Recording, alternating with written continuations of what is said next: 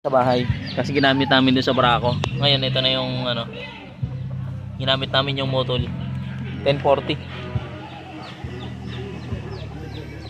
Excited na si Tops eh. Ayaw hintayin yung isa kong order na 1 litro eh. SL11. Susunod natin yung shell na lang. Maganda to yung Motol eh. Maganda rin naman yun. Wala nang pangit na langis eh. Excited na po. Sana ba lang tagas boy yung gasket. Ha? Meron ulit? Ako mag-a-adjust.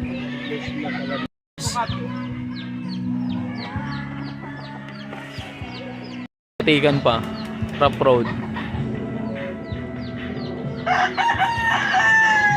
Galit. Ay dyan ah. Nagluluto yan namin ang cooker. Luto ng pulutan. Ano kasi birthday ko ngayon eh. Celebration kaya ano. Niluto sila.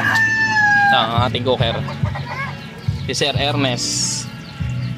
Walang duty ito ngayon eh. Kaya luto muna ng mga pulutan. Hindi natuloy Agus River. Agus River? Pinapagyo. Binakahapon daw eh. Dapat doon ang punta eh. Ano pala yan ko dyan eh. Ito dito. Tokwa. Adobo. Ayun na. Ubus na yung ano ko.